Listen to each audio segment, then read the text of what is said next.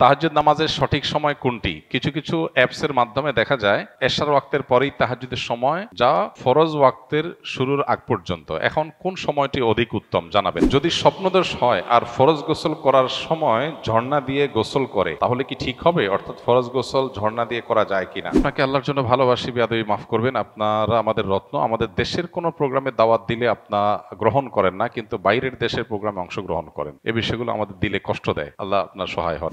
সফরে থাকা ব্যক্তির জন্য জুমার নামাজের বিধান কি? কত রাকাত পড়তে হবে জানলে উপকৃত হব। চুল দাড়ি এবং মোচ কিভাবে রাখলে সঠিক ইসলাম অনুযায়ী হয় এবং কিভাবে রাখলে গুনাহগার হতে হবে একটু বুঝিয়ে বলবেন। অবৈধ পথে ইউরোপ প্রবেশ করা আমাদের দেশের একাংশ যুবকের স্বপ্ন বাস্তবায়নে অনেকে সাগর পাড়ি দেয়। যদি সাগর পাড়ি দেওয়া অবস্থায় কেউ দুর্ঘটনার শিকার হয়ে মারা যায়, ইসলাম তার ব্যাপারে কি বলে? খ্রিস্টান ধর্ম প্রচারে তারা একটা অডিও রিচার্জেবল ডিভাইস মানুষকে হাতে হাতে দেয় এবং রিচার্জেবল মোবাইলের মতো দেখতে হওয়ায় মানুষও আগ্রহের সাথে গ্রহণ করছে। এর বিরুদ্ধে আমাদের কি কিছুই করার নেই? মোহতারাম, আমি নাহওয়ামীর জামাতের একজন তালিবুল ইলম। আমার জানার বিষয় হলো, জনকল্যাণমূলক কাজের সদিচ্ছা থেকে অনেকেই চায় আসন্না ফাউন্ডেশনের মতো প্রতিষ্ঠান প্রতিষ্ঠা করতে। এরূপ চায়, সামগ্রিকভাবে তার মধ্যে কি কি যোগ্যতা থাকা প্রয়োজন? এখন থেকেই আমার কি কি ধরনের জীবন আদর্শ অনুসরণ করা উচিত? এরপর প্রশ্ন হলো, আমি প্রতিদিনের আমলসমূহ জানতে চাই। প্রতিদিন বার হিসাবে আলাদা কোনো আমল আছে কিনা?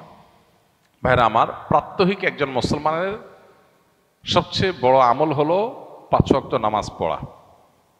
পুরুষ জামাতের সাথে, মহিলা নিজের ঘরে খুব ধীরস্থিরতার সাথে সুন্দরভাবে খুশুখুজুর সাথে নামাজটা পড়া। দ্বিতীয়ত হলো তার আয় উপার্জন হালাল করা, কোনো প্রকার হারামের ধারে কাছে না যাওয়া। যত কষ্ট হয় হোক, যত স্যাক্রিফাইস করা লাগে লাগুক, তারপরেও সে হালাল উপার্জন করবে, হারামের ধারে কাছে যাবে না। তৃতীয়ত, একজন মুসলমান লক্ষ্য রাখবে যে তার প্রাত্যহিক আমলের মধ্যে কোনো মানুষের অধিকার যেন খর্ব না হয়, কারোর যেন অধিকার নষ্ট না হয়, সবার প্রাপ্য যেন পরিশোধ করা হয়। এই ব্যাপারটা তিনি সযত্নে খেয়াল রাখবেন। এর পাশাপাশি তিনি লক্ষ্য রাখবেন তার দ্বারা কোরআন হাদিসে যে সমস্ত নিষেধাজ্ঞা আছে, যেমন চোখের গুনাহ, মুখ দিয়ে মানুষের কষ্টের কারণ হওয়া, অন্তরে কার প্রতি হিংসা রাখা, আরো যত গুনাহ আছে এগুলো থেকে বেঁচে থাকা। এরপরে হলো নফল আমল। আমাদের দেশে সাধারণত মানুষ মনে করে নফল আমলটা সবচেয়ে গুরুত্বপূর্ণ। এই জন্য আমল বলতে মানুষ মনে করে যে ভাই সারাদিন সকালে কি আমল করব, দুপুরে কি আমল করব, সন্ধ্যায় কি আমল করব, কোন জিকির, কোন দোয়া পড়বো, কোনটা কতবার পড়বো, এগুলো নিয়ে আমাদের কৌতূহলের শেষ নেই। এটা ভালো, কিন্তু এর চাইতে হাজার গুণ বেশি গুরুত্বপূর্ণ হলো আমার দ্বারা কোনো গুনাহ হচ্ছে কিনা, কোনো অন্যায় হচ্ছে কিনা। আপনি কোনো কোরআন হাদিসের আলোকে কোনো ভায়োলেশন যদি না করেন, গুনাহ থেকে বাঁচেন, তাহলে আপনার নফল আমল, জিকির, তসবিহ এগুলো যদি কমও থাকে, আখিরাতে নাজাত পেয়ে যাবেন। আর জিকির, তসবিহ আমল দিয়ে ভরে ফেলছেন, কিন্তু আপনি গীবত করেন, আপনার অন্তরে হিংসা আছে, আপনার অন্তরে দুনিয়ার মোহ আছে, আপনি নামাজের ত্রুটি করেন, আপনার অন্যান্য ক্ষেত্রে হালাল হারামবাজ বিচার নাই, আপনি পর্দার বিধান মানেন না, তাহলে সেক্ষেত্রে এই সমস্ত নফল আমলের কোনো মানে হতে পারে না। এই জন্য দৈনন্দিন আমল বলতে আমরা এই মৌলিক বিষয়গুলো, 5 ওয়াক্ত নামাজ ঠিকঠাক মতো পড়া, হালাল হারাম উপার্জনের ক্ষেত্রে 100% মেনটেন করার চেষ্টা করা, এবং তার পাশাপাশি অন্য যে সমস্ত বান্দার হক আছে, মানুষের অধিকার আছে, আচরণগত সব বিষয়ে মানুষের অধিকারগুলো ঠিকঠাক দেওয়া, কারোর অধিকার নষ্ট না করা, আর জেনারেলি আল্লাহর সকল গুনাহ থেকে, সকল নিষিদ্ধ বিষয় থেকে বেঁচে থাকার চেষ্টা করা। 5 নম্বর হলো নফল আমল, সকাল সন্ধ্যার দোয়া, কোরআন তেলাওয়াত, জিকির, আজকার, তাসবিহ এগুলোর সাধ্য অনুযায়ী বেশি বেশি পরিমাণে করা। তাহলে এই যে গুরুত্বের বিচারে কোনটা আগে কোনটা পরে, এই প্রায়োরিটিটা আমরা অনেক সময় বুঝি না। না বোঝার কারণে কম গুরুত্বপূর্ণ বিষয়ে অনেক বেশি সময় দেই, আবার গুরুত্বপূর্ণ বিষয়ে একেবারেই বেমালক ভুলে যাই। তো এই জিনিসটা আমাদের খেয়াল করা দরকার। তাহাজ্জুদ নামাজের সঠিক সময় কোনটি? কিছু কিছু অ্যাপসের মাধ্যমে দেখা যায় এশার ওয়াক্তের পরেই তাহাজ্জুদের সময়, যা ফরজ ওয়াক্তের শুরুর আগ পর্যন্ত। এখন কোন সময়টি অধিক উত্তম জানাবেন। প্রথম কথা হলো যে তাহাজ্জুদের নামাজের সময়, এইটা মূল সময় যেটা, সবচেয়ে ভালো সময় যেটা, সেটা তো ভোর রাতে, ঘুম থেকে ওঠার পরে, রাতের শেষ প্রহরে, সূর্য আপনার সুবহে সাদিকের আগে, সূর্য আপনার ফজর ওয়াক্ত হওয়ার আগে। আর এশার নামাজের পর থেকে যে নামাজ পড়া হয়, এগুলো সবগুলোই কিয়ামুল লাইল বা রাত জেগে নামাজ আদায় করা শামিল। এজন্য কেউ যদি এশারের পর থেকে নিয়ে কোনো নামাজ পড়ে, সেটা তার এক প্রকারের তাহাজ্জুদের সওয়াব এনে দিবে, কিয়ামুল লাইলের সওয়াব এনে দিবে। আর তাহাজ্জুদ শব্দের অর্থই হলো ঘুম থেকে উঠে যে নামাজ পড়া হয়, সেটা আপনার মধ্যরাতে হলেও হবে, শেষ রাতে হলেও হবে, তবে শেষ রাতেরটা বেশি উত্তম, কারণ এই রাতে, এই মুহূর্তে, রাতের শেষ অংশে আল্লাহ রাব্বুল আলামিন দুনিয়ার আকাশে নেমে এসে বান্দাকে ডেকে ডেকে ক্ষমা করেন। এই জন্য তাহাজ্জুদের সবচাইতে মূল্যবান সময় হলো ভোর রাত, রাতের শেষ প্রহর। আর এর বাইরে ঘুম থেকে উঠে যে কোনো সময় মানুষ নামাজ পড়বে, সেটাই তাহাজ্জুদের মধ্যে গণ্য হবে। আর কিয়ামুল লাইল বা রাত জেগে নামাজ পড়ার যে ফজিলত আছে, সেটার ভাগিদার হওয়ার জন্য এশার পর থেকে যে কোনো সময় পড়লেই হবে। অতএব এশার পর থেকে যে নামাজগুলো আছে 2 রাকাত 4 রাকাত করে যদি কেউ পড়ে শোয়, এটাও এক প্রকারের তাহাজ্জুদ বলা যায়, মূলত কিয়ামুল লাইল। আর ঘুম থেকে ওঠার পর সারা রাতের যে কোনো সময় নামাজ পড়লে সেটাও আরেক প্রকারের তাহাজ্জুদ, ওইটা সেকেন্ড ক্লাস বলতে পারি। আর সবচেয়ে আপার ক্লাসের তাহাজ্জুদ, সবচেয়ে উন্নত মানের তাহাজ্জুদ হলো, মূল তাহাজ্জুদ হলো রাতের শেষ ভাগে সুবহ সাদিকের আগে যে তাহাজ্জুদটা পড়া হয় সেটা। এরপর প্রশ্ন হলো, আপনাকে আল্লাহর জন্য ভালোবাসি, বেয়াদবি মাফ করবেন, আপনারা আমাদের রত্ন, আমাদের দেশের কোনো প্রোগ্রামে দাওয়াত দিলে আপনারা গ্রহণ করেন না, কিন্তু বাইরের দেশের প্রোগ্রামে অংশগ্রহণ করেন। এই বিষয়গুলো আমাদের দিলে কষ্ট দেয়, আল্লাহ আপনার সহায় হন। প্রথম কথা হলো যে বাইরের দেশে প্রোগ্রাম দাওয়াত দিলেই আমরা অংশগ্রহণ করি, এটা আপনি কিভাবে বুঝলেন? দেশে যেরকম আমরা খুব বেছে বেছে অল্প কিছু প্রোগ্রাম করি, বাহিরেও অলমোস্ট বেছে বেছে খুব অল্প কিছু প্রোগ্রাম করি। বহু দেশে বহু প্রোগ্রামের জন্য আমাদের কাছে আবেদন করা হয়। একটা দেশে হয়তো 20টা জায়গা থেকে আবেদন আসছে, সেখানে একটা জায়গায় হয়তো আমরা যাই। 10টা দেশ থেকে আবেদন আসছে, সেখান থেকে বাছাই করে হয়তো 2টা বা 3টা দেশে আমরা যাই, বাকিগুলো আমরা বাদ দেই। আমাদের কিছু ক্রাইটেরিয়া আছে, যে ক্রাইটেরিয়াগুলোকে আমরা মেপে মেপে চলার চেষ্টা করি। আর এর বাহিরে আরেকটা ইস্যু আছে, সেটা হলো যে আমাদের দেশে গতানুগতিক মাহফিলের যে ফিল্ড, এই ফিল্ডে আমরা একসময় দাওয়াতি কাজ করেছি আলহামদুলিল্লাহ, কিন্তু পরবর্তীতে দেখা যায় যে এই ফিল্ডে আমরা যে কোয়ালিটির দাওয়াতি কাজ চাই, ওই কোয়ালিটির দাওয়াতি কাজ মেনটেন করা কঠিন হয়। সেজন্য আমরা ইনডোরে প্রোগ্রাম করার চিন্তায় আসছি। এই গত 1 মাসে অন্তত 7 থেকে 8টা প্রোগ্রাম করেছি ইনডোরে সব। তো এই যে ইনডোর প্রোগ্রামগুলো করছি, এগুলো দেশের বাইরেও করছি, দেশেও করছি, কিন্তু এগুলো আমাদের নির্দিষ্ট কিছু ক্রাইটেরিয়া আছে, সেগুলো ফুলফিল করার পর আমরা সীমিত পরিসরে যতটুকু করলে আমার ফাউন্ডেশনের কার্যক্রম, নিজের লেখাপড়া, নিজের গবেষণার কার্যক্রম বাধাগ্রস্ত হবে না, সেই রকম মেপে ঝুপে আমরা প্রোগ্রাম নেই। ব্যাপারটা দেশ বা বিদেশের না, ব্যাপারটা হলো আমাদের ক্রাইটেরিয়ার, ব্যাপারটা হলো আমাদের কোয়ালিটির। ক্রাইটেরিয়া যখন বনে যায় তখন দেশেও প্রোগ্রাম করছি। যেমন বিদেশি প্রোগ্রাম যদি 5টা করি, দেশের প্রোগ্রাম 10টা করি, এমন না যে দেশের প্রোগ্রাম করছি না একেবারে। হ্যাঁ, দেশের প্রোগ্রাম যে হারে আছে সে হারে প্রোগ্রাম করতে চাইলে তো দিনে 10টা করেও শেষ করা যাবে না। তো এই জন্য আমরা নির্দিষ্ট ক্রাইটেরিয়ার মধ্যে এটাকে বাছাই করার চেষ্টা করি। মাহফিলের ফিল্ডে কাজ করার জন্য বহু বক্তা আছেন দেশে, মাশাআল্লাহ, অনেক ওলামা একরাম আছেন, তারা কাজ করছেন, সেটা কাজ দরকারও আছে। কিন্তু আমাদের মাহফিলের বাইরে অনেকগুলো কাজ আছে, যে কাজগুলোতে আমরা মনোযোগী না হলে অন্য কেউ মনোযোগী হয়তো হবে না। সেজন্য আমরা সেদিকে ফোকাস দিতে চাই, এখান থেকে কমায় আনতে চাই। দেশ থেকে ফিল্টার করে ক্রাইটেরিয়ার মধ্য দিয়ে বাছাই করার প্রক্রিয়াটা যত কঠিন, দেশের বাইরের প্রোগ্রামগুলোকে বাছাই করে আপনার আমাদের ক্রাইটেরিয়ার মধ্যে আনাটা সেই তুলনায় অনেক ইজি। কারণ আমাদের দেশে দেখা যায় এমন প্রোগ্রাম আছে যে প্রোগ্রামটা আসলে ওয়াজ মাহফিল উপরে, নামকে আসতে ওয়াজ মাহফিল, টার্গেট আসলে অন্য কিছু। বাইরে এই ধরনের প্রোগ্রাম খুব কম হয়। এরপর আমাদের এখানে ফিল্ডের প্রোগ্রাম বেশি, বাইরে ফিল্ডের প্রোগ্রাম অলমোস্ট নাই, সব ইনডোর প্রোগ্রাম। ইনডোর প্রোগ্রাম তো আমাদের দেশেও আমরা করি, কিন্তু খুব হিসেব নিকেশ করে, খুব বাছাই করে। অতএব ইস্যুটা দেশি বিদেশে না। আর বাইরের প্রোগ্রাম আসলেই নিয়ে নাই তা না। আপনি হয়তো 5টা প্রোগ্রাম দেখছেন ফেসবুকে, এই জন্য আপনি মনে করতেছেন সবগুলো নিয়ে নিচ্ছি, আরো 50টা বাদ দিয়ে যে 5টা নিচ্ছি, সেটা তো আপনি বুঝেন নাই। ঠিক একইভাবে দেশে আমরা হয়তো অল্প পরিসরে বিভিন্ন ইউনিভার্সিটিতে, বিভিন্ন শিক্ষা প্রতিষ্ঠানে, বিভিন্ন আপনার ক্রাইটেরিয়াতে কিছু প্রোগ্রাম আমরা করি। হ্যাঁ, গণহারে যে দাওয়াতি কাজ সেটা আমরা করি না। মাহফিলের ফিল্ডটাতে আমরা যাচ্ছি না। মাহফিলের ফিল্ডে আমরা আদৌ যাবো কি না, গেলে কিভাবে যাব, সেটা অনেক হিসাব নিকাশের ব্যাপার। কারণ আমাদের একটা মাহফিল করার জন্য দেখা যায় যে পরিমাণ সময় নিয়ে আমরা যাই, যাওয়ার পর দেখা গেল যে যে উদ্দেশ্যে করা হয়েছে ডিসিপ্লিন মেনটেন নাই, অনেক অসুবিধা তৈরি হয়। এসব কারণে আমরা এই ফিল্ড থেকে সরে আসছি। তো মূলত আমরা দাওয়াতি কাজের জন্য আসুন্নাহ ফাউন্ডেশন একটা অডিটোরিয়াম করেছি, প্রায় 800-900 লোক ধারণ করবে। সারা বছর সেখানে দাওয়াতি কাজ চলবে ইনশাআল্লাহ। আমরা বাহিরের দেশে, দেশের বাইরে সফরগুলো দিন যত যাবে আমরা সেগুলোকে কমিয়ে আনার চেষ্টা করব।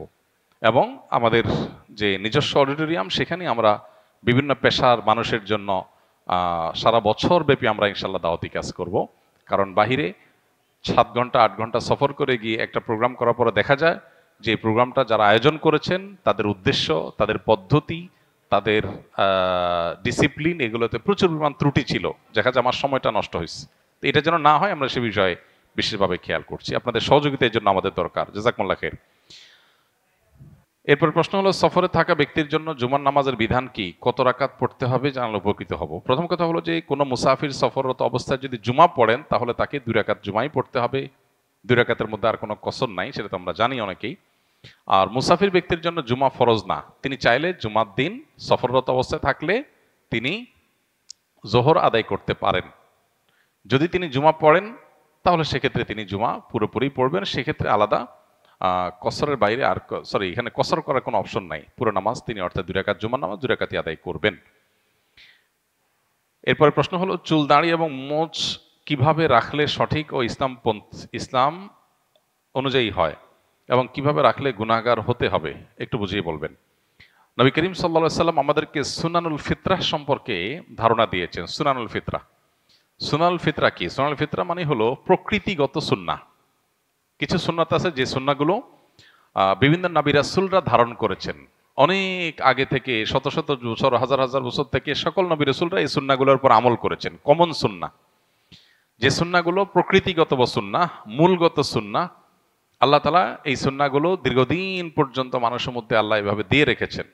এই সুন্নাহগুলোর বিশেষ গুরুত্ব আছে। এর মধ্যে থেকে একটা হলো আপনার নখ ছোট করা, এটা মিন সুনানুল ফিতরাহ।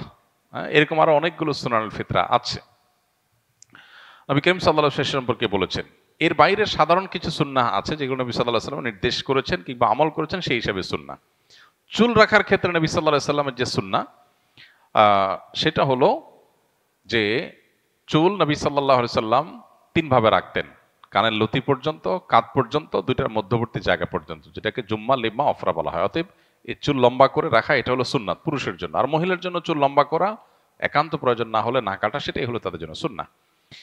আর এর বাইরে কেউ যদি চুল রাখে সেক্ষেত্রে শরিয়ার নির্দেশনা হলো কাজা, এক প্রকারের চুল রাখা আছে কাজা, যেটাকে হাদিসের ভাষায় কাজা বলা হয়েছে। কাজা চুল রাখা নিষেধ, নবী সাল্লাল্লাহু আলাইহি ওয়াসাল্লাম নিষেধ করেছেন কাজা চুল না রাখতে। কাজা কোনটা? কাজা হলো চুল মাথার এক অংশে এক এক ভাবে রাখা, কোথাও বড় কোথাও ছোট, একটু এক সাইডে চেষে ফেললাম, আরেক সাইডে একটু বড় করে রাখলাম।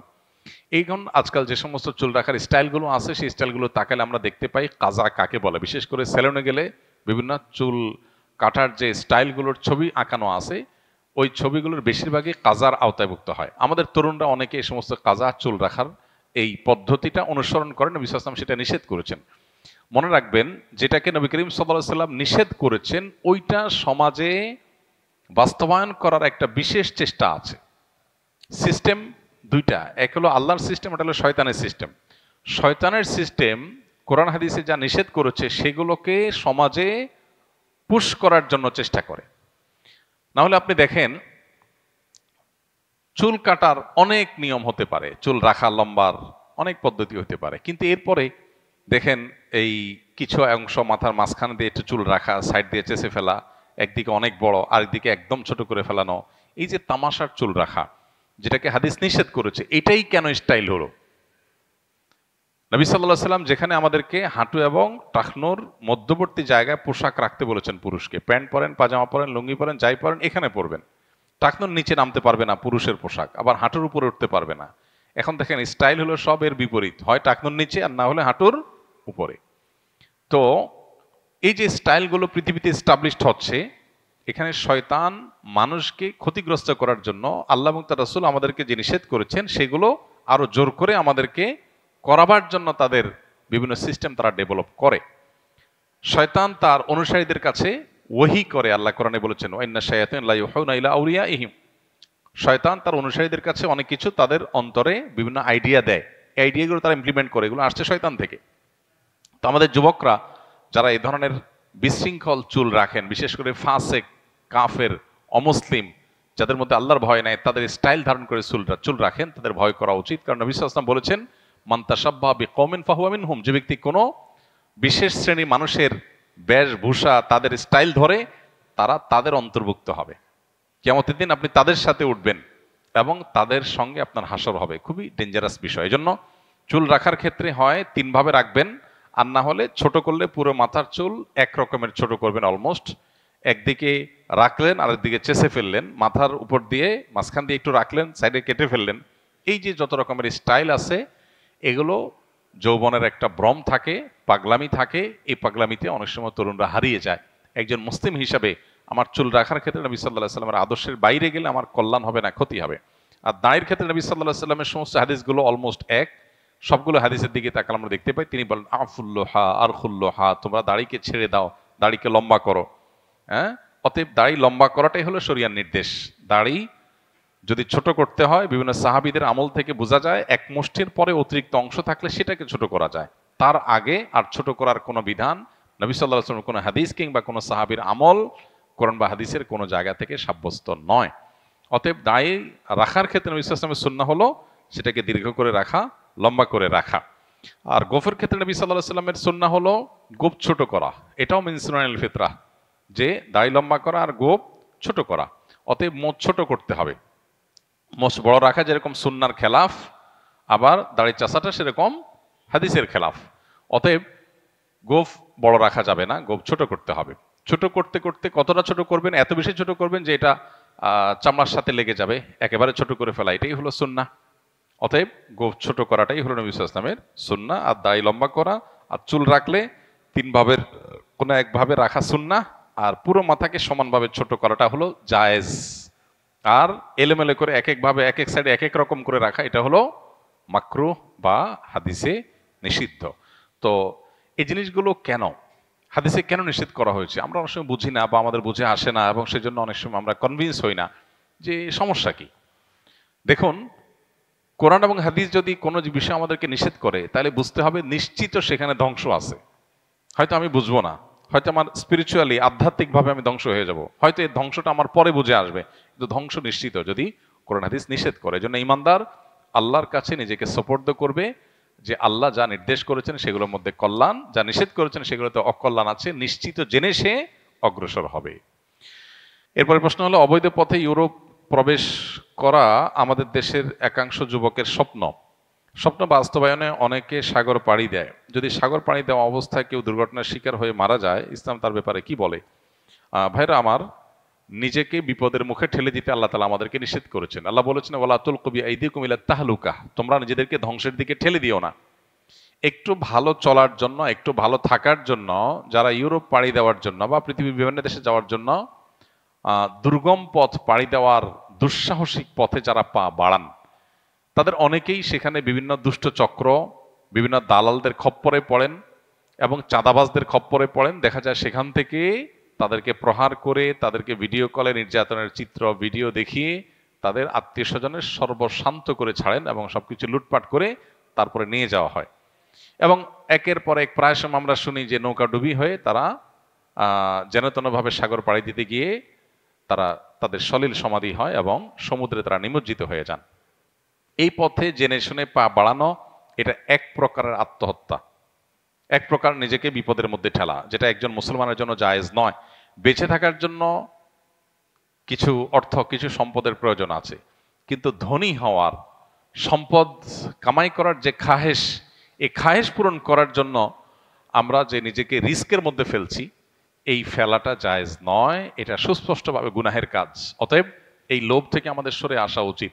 লিগ্যাল কোনো পথ থাকলে ইসলামের অন্যান্য শর্ত পালন করে আমরা অবশ্যই বাইরে যেতে পারি, কিন্তু অবৈধ পথে নিজের জীবনকে রিস্কের মধ্যে ফেলে আপনি এভাবে বাহিরে যাওয়া, এটা শরীয়ত আপনার জন্য অনুমোদন করে না। পরিষ্কারভাবে আল্লাহ রাব্বুল আলামিন আমাদেরকে নিজেদেরকে ধ্বংস এবং বিপদের দিকে ঠেলে দিতে নিষেধ করেছেন। অতএব যে সমস্ত যুবকরা এই সমস্ত স্বপ্ন দেখে বাহিরে পাড়ি দেওয়ার দুঃসাহসিক চিন্তা করেন, তারা এই জায়গা থেকে সরে আসাটাই হলো ইসলামের দাবি। ইসলাম আপনাকে নিজেকে বিপদের মধ্যে ঠেলতে নিষেধ করে। এরপর যদি আপনি বিপদে পড়ে যান, তার দায় আপনার। এজন্য আল্লাহকে ভয় করা উচিত। খ্রিস্টান ধর্ম প্রচারে তারা একটা অডিও রিচার্জেবল ডিভাইস মানুষকে হাতে হাতে দেয়, এবং রিচার্জেবল মোবাইলের মতো দেখতে হওয়ায় মানুষও আগ্রহের সাথে গ্রহণ করছে। এর বিরুদ্ধে আমাদের কি কিছুই করার নেই? ভাইরা আমার, খ্রিস্টান মিশনারিগুলো আমাদের দেশে ধর্মান্তকরণের যে প্রক্রিয়া চালাচ্ছে, সেটা আজকে নতুন না, অনেক দিন ধরে। এবং আপনারা জানেন খ্রিস্টান মিশনারিগুলোর এই যে অপতৎপরতা, এই অপতৎপরতা আমাদের পাহাড়ি অঞ্চলকে অস্থির করে তুলতেছে, এবং সেখানে প্রতিনিয়ত মানুষ অশান্তির মধ্যে বসবাস করতে হচ্ছে। আমাদের এই ছোট্ট একটা দেশকে নিয়ে যে ষড়যন্ত্র হয়, এর ভিতরে সবচেয়ে বড় ষড়যন্ত্র হলো খ্রিস্টান মিশনারিগুলোর ষড়যন্ত্র। এই ষড়যন্ত্রকে নস্যাৎ করার জন্য আমাদের সতর্ক হতে হবে। সোশ্যাল মিডিয়াতে, ফেসবুকে আপনারা দেখবেন যে বিভিন্ন ধর্মের মানুষেরা প্রতারণা করে তাদের ধর্মের দাওয়াত দিচ্ছে। কিভাবে?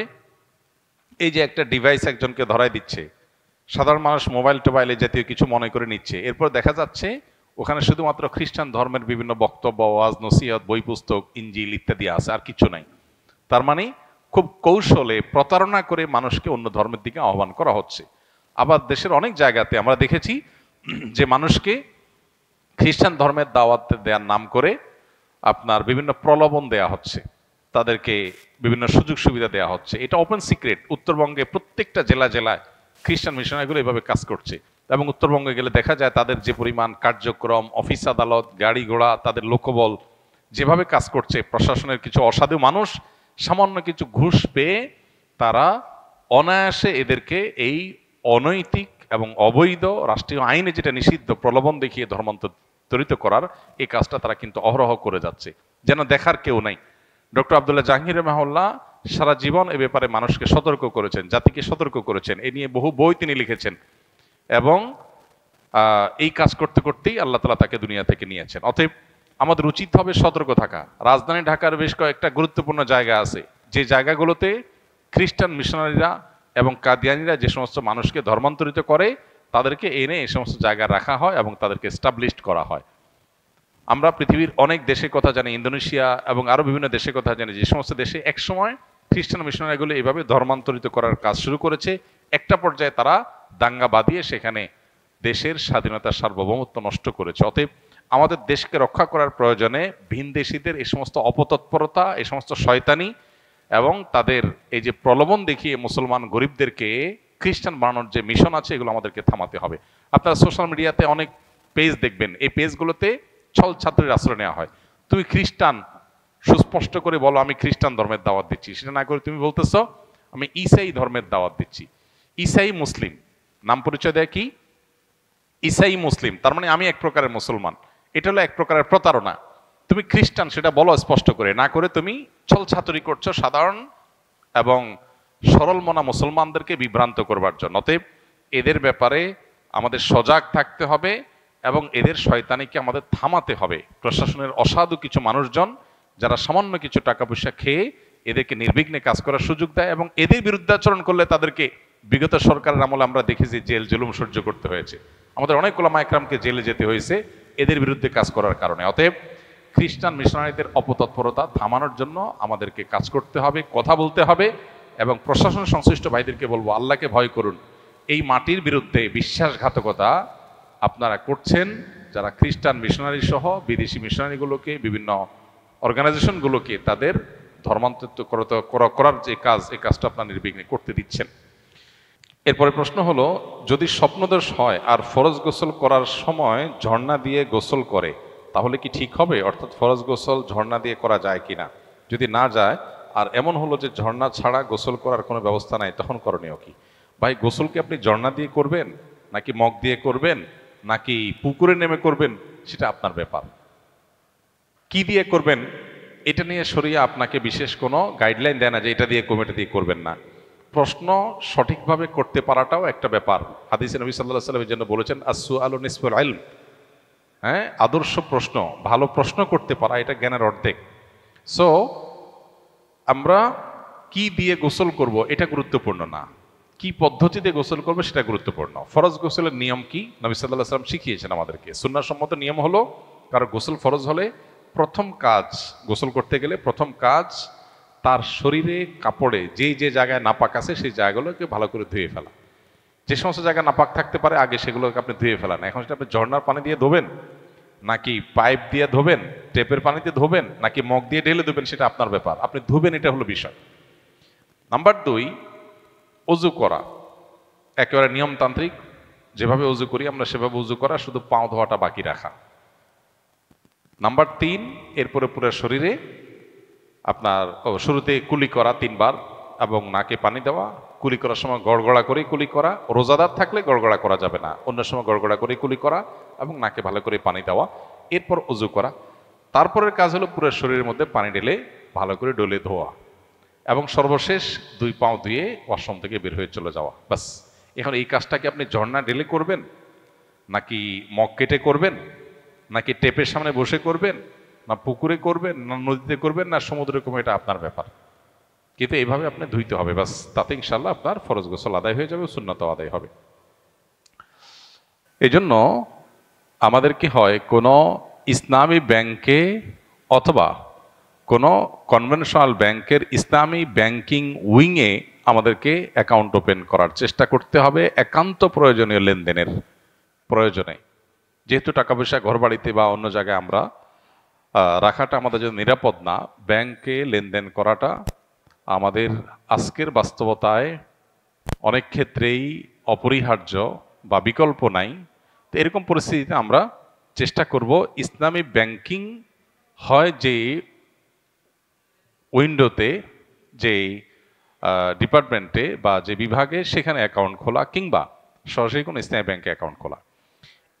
এখানে একটা কথা খুব জোরে সোরে আসে বা আসবে, সেটা হলো যে প্রচলিত ইসলামী ব্যাংক অথবা ইসলামী ব্যাংকিং হয় যে সমস্ত কনভেনশনাল ব্যাংকগুলোতে, সেগুলোতে আসলে কতটা ইসলামী ব্যাংকিং হয়। তো এটার উত্তর খুবই সহজ, যে পরিপূর্ণভাবে